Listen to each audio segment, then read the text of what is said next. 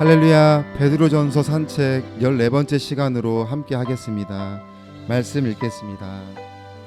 이를 위하여 너희가 부르심을 받았으니 그리스도도 너희를 위하여 고난을 받으사 너희에게 본을 끼쳐 그 자취를 따라오게 하려 하셨느니라.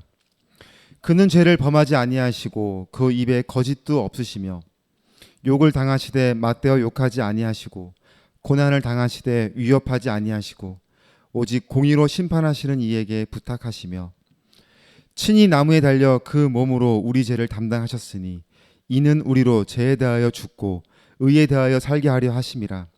저가 채찍에 맞음으로 너희는 나음을 얻었나니 너희가 전에는 양과 같이 길을 잃었더니 이제는 너희 영혼의 목자와 감독 되신 이에게 돌아왔느니라. 아멘. 우리는 호스피스 사역을 통해서 연약한 한우와 가족들을 돌보는 가운데 남들보다는 위로하는 자리에 서 있는 경우가 더 많이 있습니다. 병상에 누워있는 한우분을 붙잡고 기도할 때마다 저는 늘 이런 마음을 가지고 기도를 하는데요. 하나님, 지금 한우분을 위해 드리는 기도가 오늘 저에게도 삶의 마지막일 수도 있다는 마음으로 기도할 수 있게 해주세요. 그래서 한우와 제가 같은 마음으로 들어지는 이 기도를 통해서 정말 한우분께 주님의 위로가 온전히 전해질 수 있게 해주세요라고 기도를 드립니다. 호스피스 교육을 받은 학생들이 이제 봉사 현장에 와서 봉사를 하고 나면 꼭 오늘 어떠했는지를 물어보고 있습니다. 그런데 지난주에 토요일 날 봉사를 한 학생이 이렇게 이야기를 하는 거예요. 기분이 별로 안 좋아요 라고 대답을 해서 속으로 오늘 많이 힘들었구나 라고 생각을 하고 있는데, 함께 오늘 했던 그 김신영 우리 토요 팀장님이 부연 설명을 해주시기를 오늘 이 학생이 돌본 환우분의 자녀가 자기와 이렇게 또래가 비슷하게 보이더라고요 라고 하는 거예요. 그래서 아무래도 마음이 그래서 더 아팠던 것 같아요 라고 설명을 해 주셨습니다. 그러니까 봉사한 학생은 자신의 또래와 같은 아이를 보면서 이 그들의 아픔을 자신의 아픔으로 더 이렇게 깊이 와닿게 되는 그런 마음을 느끼게 되었던 것입니다. 그래서 학생을 격려해 주면서 이런 특별한 경험이 앞으로 공부하는데 많은 도움이 되었으면 좋겠고, 그리고 다시 우리 현장에서 만나자라고 그렇게 이야기를 해 주었습니다. 우리는 고난당한 자가 되기보다는 고난당한 자를 위로하는 자리에 있기를 소망합니다. 그리고 상대방의 아픔을 정말 나의 아픔으로 느낄 수 있는 이 공감의 능력이 충만하여서 정말 우는 자들과 함께 울어줄 수 있는 진실한 위로자의 역할을 하기를 소망합니다. 그래서 오늘 21절을 보면 이렇게 시작을 하잖아요. 이를 위해서 우리가 하나님의 부르심을 받았다라고 이야기하는 거예요. 하나님이 우리를 부르신 목적이 무엇이라고 설명합니까? 우리도 고난받기 위하여 하나님의 부르심을 받았다. 고난받았다고 하는 이 목적의 의미 중에는 첫째가 무엇이냐면, 우리가 고난을 경험해보지 못했다면 고난을 경험해보지 못한 사람이 어떻게 누군가의 고난을 이해하고 위로한다는 것이 가능할까라는 거고, 또 두 번째 이유는 뭐냐면 더 중요한 건데 바로 그것이 하나님의 일하시는 방법이다라고 말씀하고 있는 겁니다. 세상 사람들도 이해할 수 없지만 신앙의 성도들도 왜 우리가 고난을 겪어야 하는가라는 이 질문에 대하여 상당히 고민하게 되는 주제인 것 같습니다. 그런데 오늘 본문에서 우리에게 답을 주고 계시는 거예요. 우리가 고난을 이해하고 고난받기 위하여 부르심을 받은 존재라는 것을 우리가 받아들이고 믿을 수 있도록 하기 위하여 예수님의 고난을 통해서 믿으라 라고 말씀하고 있는 거예요. 예수님이 당한 고난을 마음 깊이 생각해 보는 거죠. 예수님이 왜 고난을 당하셨습니까? 아무런 죄가 없으신 예수님이 왜 고난을 당하셔야만 했습니까? 당시 십자가형은 반역죄 등 가장 중범죄에게 내려지는 가장 무거운 형벌이었어요. 그래서 자기가 매달릴 나무를 메고 사형장까지 걸어가는 것부터 형벌이 시작됐어요. 근데 우리가 흔히 이렇게 예수님이 높은 십자가에 매달리는 것을 우리가 상상하는데 어떤 학자들은 당시의 십자가가 높은 데 매달린 것이 아니라 사람 눈높이 정도에 매달려 있다라고 말을 하더군요. 그래서 십자가에 달린 그 사람의 그 고통과 그 표정을 모든 사람들이 가까이에서 볼 수 있도록 만들었다는 거예요. 가까이서 보는 사람들은 두려움을 느낄 수도 있고, 당사자는 수치심과 가장 어떤 인간의 그냥 처절함을, 고통을 느끼도록 그런 만들기 위하여 그렇게 하였다고 합니다. 그리고 그렇게 매달린 상태에서 평균 7일에서 10일 정도 매달려 있다가 이제 죽는다고 하니까, 인간이 가장 극심하고 잔인한 고통을 경험하게 하면서 결국 그 사람을 말려 죽이는 그런 상황이 되는 거죠. 그런데 예수님은 전날 밤부터 심한 매질을 당하셨고 십자가에 달리신 지 3시간 만에 숨을 거두셨다고 하니, 예수님이 당한 이 고난이, 고통이 얼마나 정말 극심한 고통이었는지를 우리가 생각해 볼 수 있어요.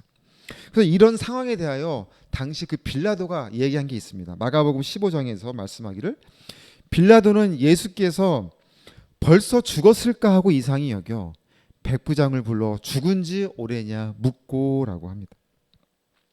여러분, 예수님이 이러한 고난을 당하실 이유가 있으셨습니까?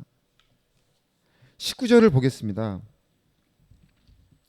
부당하게 고난을 받아도 하나님을 생각함으로 슬픔을 참으면, 그러니까 우리의 인생에 부당한 것만 생각하지 정말 예수님이 당한 이 고난이 얼마나 부당한 고난이었는지, 얼마나 극심한 고난이었는지를 우리가 생각해 볼 수 있어요. 그럼에도 불구하고 예수님 역시 참으시는 가운데 모든 과정을 경험하신 거잖아요. 이 19절의 말씀대로 예수님이 붙잡히시고 십자가에 달리시기까지 예수님이 보여주신 모습은 침묵이었어요. 내가 찬송받을 이의 아들 그리스도냐? 내가 유대인의 왕이냐? 내가 그니라. 내 말이 옳도다.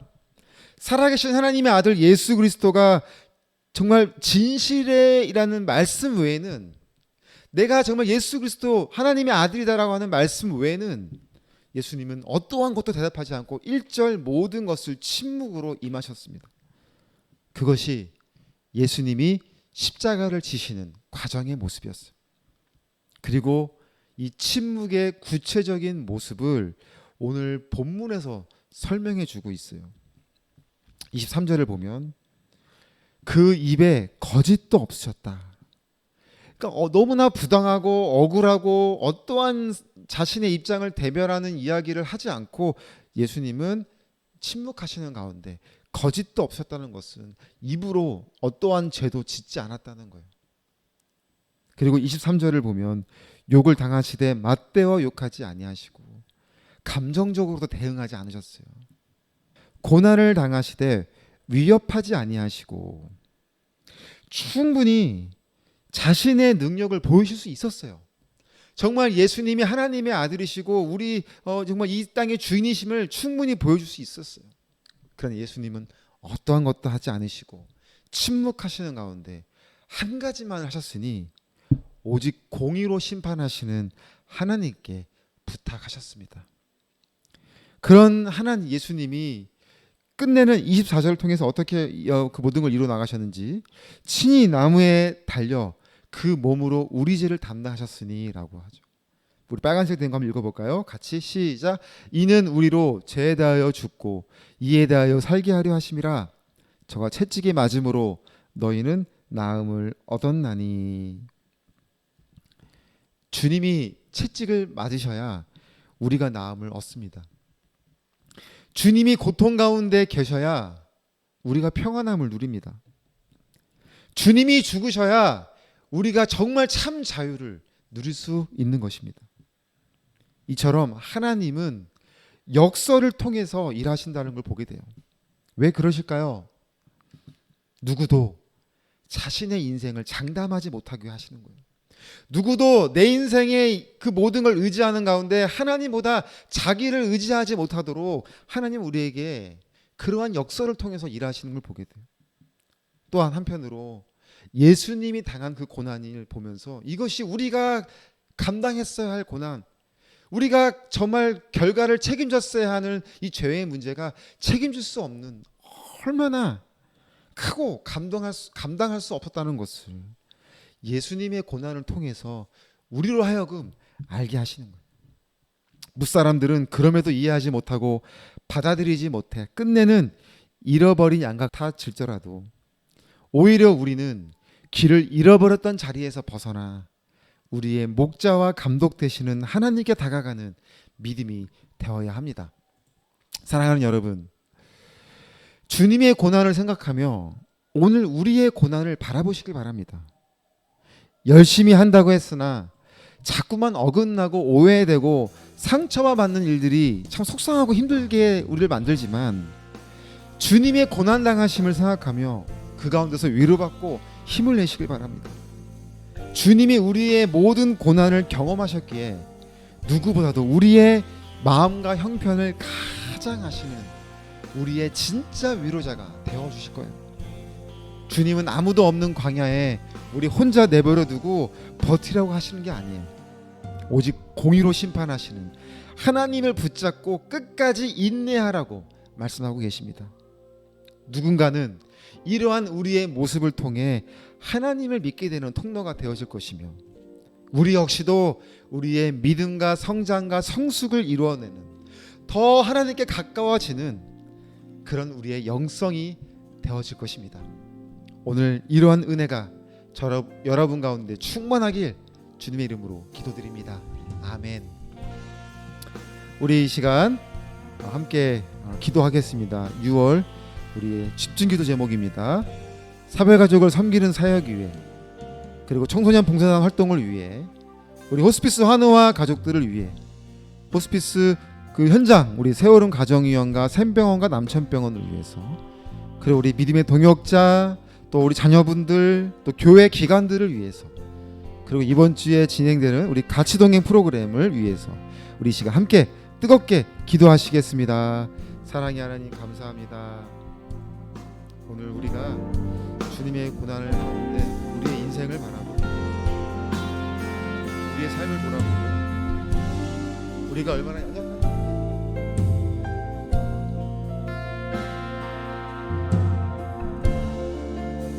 우리의 삶에 대한 부당한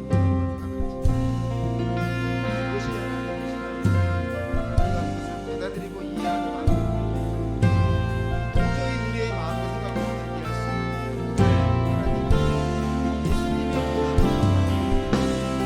예수님의 강한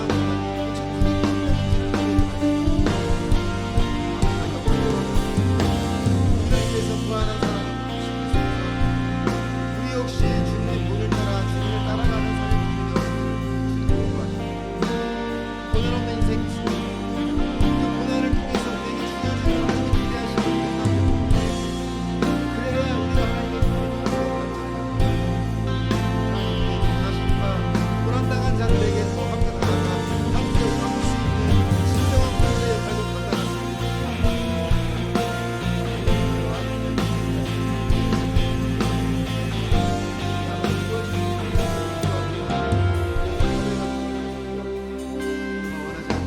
너무나 많은 어려운 가운데서 경험한 그들이 이제 하나님 부르심을 받아 사랑하는 가족을 떠나보내고 삶의 현장에 살아가는 가운데 너무나 지치고 힘든 일들이 많이 있을 것입니다. 어떻게 이 남은 가족들과 함께 시간을 개척해 나가야 될지 막막합니다. 그와 함께 마음속에 남아져 있는 많은 지치고 외로움과 상처들, 누가 정말 가까운 사람들이 도와주고 그들의 삶과 함께 동행하는 자들 되어야 할 하나님, 이제 주님이 그들과 함께하는 놀라운 은혜가 있습니다.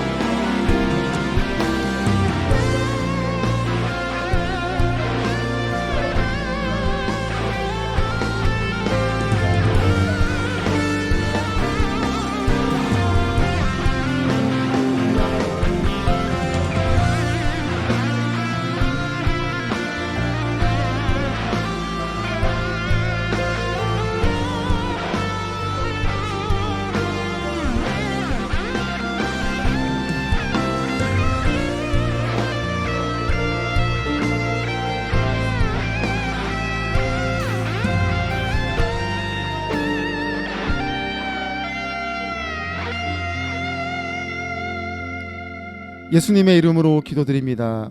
아멘. 사랑의 하나님, 이 시간 기도한 모든 것 다 들어주실 줄 믿습니다. 때론 힘들고 어렵고 받아들이기 어려운 일들이 있다 하지만 이 시간 주님의 고난을 생각하며 기꺼이 우리도 주님의 뒤를 따라갈 수 있는 믿음과 담대함을 허락하여 주시옵소서. 정말 우리를 통하여 일하실 하나님을 기억하며 언제나 변하지 않는 마음으로 끝까지 우리 주님 바라보고 나아가는 우리 믿음의 동역자들 또 되게 하여 주시옵소서. 선교회를 사랑하시는 하나님, 25년 동안 걸음을 지키신 하나님을 의지하며 앞으로 주어진 모든 것도 하나님께 믿고 맡기고 나아갑니다. 하나님 안호선을 통하여 역사하여 주시고 정말 하나님이 예정한 영혼들 구원하는 일에 우리가 귀하게 쓰임받을 수 있게 하여 주시옵소서. 모든 영광 하나님께 올려드리며 예수님의 이름으로 기도드립니다. 아멘. 우리 하나님께 감사 영광의 박수로 예배를 마치겠습니다.